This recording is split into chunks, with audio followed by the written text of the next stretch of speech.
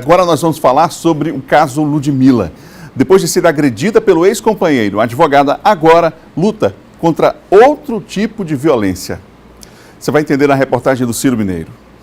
A advogada recebeu nossa equipe de reportagem que nos contou como foram os últimos dias e quais medidas está tomando para que o crime não fique impune. Eu preciso agora me fortalecer, seguir com todo o processo judicial cabível e também preciso da justiça e aqui do sistema judicial todo uma resposta. Se realmente é isso que vai acontecer, ele vai ficar foragido e eu vou ficar sempre com essa sensação de insegurança. Lúcio Genésio já havia agredido Ludmila Ribeiro em janeiro do ano passado. Na época, ela estava grávida de 5 meses e foi por conta da violência sofrida que o relacionamento chegou ao fim. O agressor, que teve a prisão preventiva decretada pela Justiça, continua foragido. Nos últimos dias, Ludmila Ribeiro tem utilizado as redes sociais para postar mensagens de encorajamento, que violência contra a mulher é crime e que casos do tipo precisam ser denunciados. A advogada tem recebido muitas demonstrações de apoio, mas também tem se surpreendido com mensagens difamatórias e injúrias em seu perfil na internet. Após o desenrolar da violência que eu sofri, dessa primeira violência que eu sofri, infelizmente uma pessoa se sentiu no direito de tentar justificar a agressão, o que para mim é injustificável.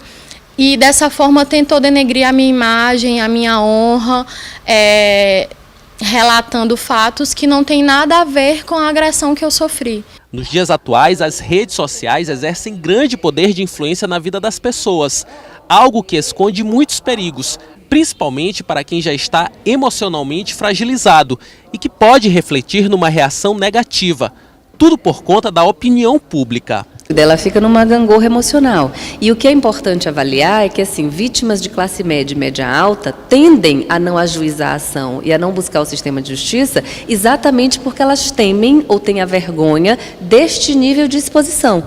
Então, esse caso é um caso relevante para demonstrar, né, quais são as peculiaridades que uma mulher enfrenta no sistema de justiça, inclusive em função da sua classe social. Aqui no estúdio nós vamos refletir mais sobre o assunto com a delegada Kazumi Tanaka, que é coordenadora das Delegacias Especiais da Mulher aqui no estado do Maranhão. Delegada, bom dia. Bom dia. Vou lhe repassar a pergunta que a Ludmila fez. Será que ela vai continuar presa e o agressor livre? Nós sabemos que a situação da violência praticada contra a mulher e a violência doméstica e familiar especialmente é um problema complexo. Não basta apenas a solução da prisão para que aquele problema ele seja efetivamente solucionado e para que ela tenha sua vida restabelecida. É preciso que haja acompanhamento psicossocial, que haja todo um apoio também, um aparato dessa rede de proteção que atende a mulher em situação de violência, para que, paralelo ao processo criminal que tramita, que também ela tenha a possibilidade de resgatar a sua vida. Então a prisão ela é uma das maneiras de fazer com que a justiça seja feita, como também esse acompanhamento pela rede de proteção com assistência jurídica, com acompanhamento psicossocial e também outras garantias também que ela deve ter enquanto vítima de uma situação de violência doméstica e familiar. Algumas informações circulam, claro, nas redes sociais também, de que o agressor teria sido visto em capitais aqui da região Nordeste, inclusive, em bons restaurantes, enfim. Mas a polícia continua atrás, quer dizer, ele é foragido e todos os passos estão sendo dados na direção de prendê-lo? Exatamente. Nós não cessamos as buscas, nós estamos dia a dia nessas buscas. Agora, o que também tem contra essa busca que nós estamos efetuando? Primeiro, teve aquela primeira situação de que, antes mesmo de que a prisão fosse efetuada, em redes sociais, em grupos de WhatsApp, todo mundo já tinha conhecimento na segunda-feira, logo pela manhã, de que a prisão havia sido decretada, antes mesmo de executar aquele mandado de prisão. Então, isso foi contra também a execução, né? Essa grande divulgação de um mandado que nem havia sequer sido executado. A parte disso também nós temos dificuldade com relação a essa contra-informação. Ao mesmo tempo que nós recebemos informações que podem nos levar à concretização do mandado de prisão, à efetuação do mandado de prisão, nós também recebemos informações como essas que você colocou. Eu vi o foragido em determinado local, eu soube que ele estava em determinado local, mas sem ter conhecimento da veracidade daquela fonte, daquela informação, e também isso atrapalha as investigações. Então, assim, as pessoas têm que ter essa cautela. Caso realmente tenham certeza da informação que está sendo dada, liguem, por exemplo, para o Disque Denúncia, através do 3223-5800, procurem a Delegacia de Polícia, a Delegacia da Mulher na Casa da Mulher Brasileira, mas quando houver veracidade, concretude daquela informação que foi passada. Tem que haver responsabilidade, não é? Exatamente. E é bom lembrar que quem usa as redes sociais, que está por trás do computador, não é um anônimo, ele pode ser sim identificado, existe a tipificação, né, desse crime. Exatamente. E aí eu pergunto sobre essas agressões que ela diz estar recebendo pelas redes sociais. A doutora Artenira, psicóloga, falou que esse é um caso emblemático de situações em que a mulher acaba sendo revitimizada, né? Exatamente. Nós observamos sempre que nessas situações de crime envolvendo violência doméstica e familiar, sempre se busca na vítima os motivos pelos quais ela foi agredida, ela foi estuprada, né? Então é o que está acontecendo agora no caso da Ludmila.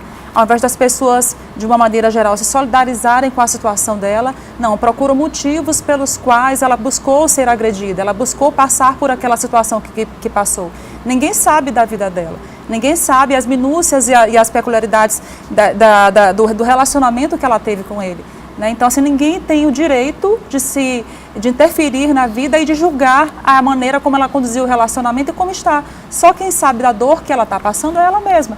Entendeu? Então, assim, se as pessoas quiserem dar apoio, muito bem. Se quiserem buscar os motivos pelos quais o crime aconteceu, que busquem esses motivos no agressor e não na vítima. Isso não acontece também nessa cultura machista, numa tentativa de justificar o ato violento, à medida que alguns culpabilizam a mulher. Vou dar um exemplo aqui, claro, no tipo de vestimenta que a mulher está. Então, aquela pessoa se veste daquela forma porque ela quer ser agredida, né? Ou então, quando é o caso de um menor, né? de uma adolescente. Não, mas quem disse que ela não concordou com aquele ato? Então, quer dizer, isso tudo passa por essa questão cultural que precisa ser mudada. E isso, inclusive, é um dos motivos pelos quais as mulheres, às vezes, deixam de denunciar. Porque tem medo dessa exposição, como a psicóloga falou, né, do julgamento das pessoas em função do que aconteceu, né, de achar que a mulher, se ela foi agredida, foi porque ela mereceu apanhar, ela mereceu ser agredida, ela mereceu ser perseguida, mereceu até ser morta. Né, como era um argumento que até bem pouco tempo era utilizado e que as pessoas realmente acreditavam naquilo, né, de que ela buscou motivos para estar naquela situação. Então a gente tem que desmistificar, desnaturalizar isso, reconstruir essa maneira como as mulheres vítimas de violência têm sido vistas pela sociedade, né, para que realmente a culpa seja buscada assim no agressor e não na vítima. E a gente tem que dar, na verdade, todo o apoio a essa mulher que passa por essa situação de violência, porque não é fácil estar numa situação como essa, em que a intimidade foi violada, em que a confiança também foi quebrada de um relacionamento vivenciado e que realmente a vida dela, para que ela se reconstrua, para que ela reinicie, realmente não vai ser fácil, porque uma série de situações da vida deles estão entremeadas, entrelaçadas. São os filhos, às vezes dependência econômica, às vezes ainda uma dependência afetiva, tudo isso tem que ser trabalhado, né? Então, se essa mulher não receber esse apoio através das pessoas, da sociedade e também dessa rede de enfrentamento, ela não vai conseguir se libertar daquela relação. A doutora Artenira citou um outro aspecto que tem relação com a subnotificação, que é pessoas de determinada classe social que deixam de fazer a denúncia, não é? Exatamente. Nós temos observado realmente que as pessoas que têm uma condição econômica ou cultural, ou nível cultural mais alto, elas têm ainda essa barreira a enfrentar, né, porque imaginam exatamente isso que está passando agora com a Ludmila, né, de ser julgada pela sociedade, das pessoas invadirem a sua privacidade, né? Então isso é um problema realmente que as pessoas elas têm esse receio todo, mas que ultimamente, em função da grande visibilidade dessas mulheres que têm um nível cultural ou social um pouco mais elevado, de se exporem a situação de violência que têm vivenciado, isso faz com que outras mulheres daquela mesma condição, elas também queiram denunciar, elas queiram realmente superar essa barreira e se libertar da relação violenta. Nós, assim, por questões éticas, claro, não vamos evidenciar situações de que muitas mulheres passaram de nível cultural ou nível intelectual bastante alto, né? Mas, assim, todas as mulheres, desde daquela mais simples àquela que tem um nível social e econômico mais alto, elas procuram a delegacia e, ultimamente, têm procurado mais ainda a delegacia, essas pessoas que têm essa condição.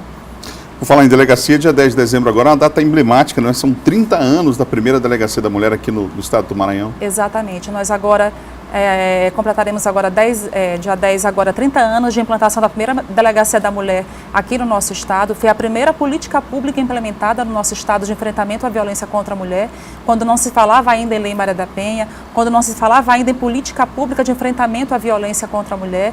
Então, assim, foi o primeiro espaço especializado, então nós só temos a comemorar realmente esse espaço, até porque atualmente nós temos 19 Delegacias da Mulher em nosso estado. Então, a gente, inclusive com a coordenação dos nossos objetivos, é fazer com que esse número de delegacias especializadas ele aumente cada vez mais, para que a mulher ela encontre nas cidades maiores aqui do nosso estado um espaço diferenciado que tenha profissionais que tenham uma capacitação especializada para atendimento da mulher em situação de violência e ela acredite realmente que sua vida pode mudar.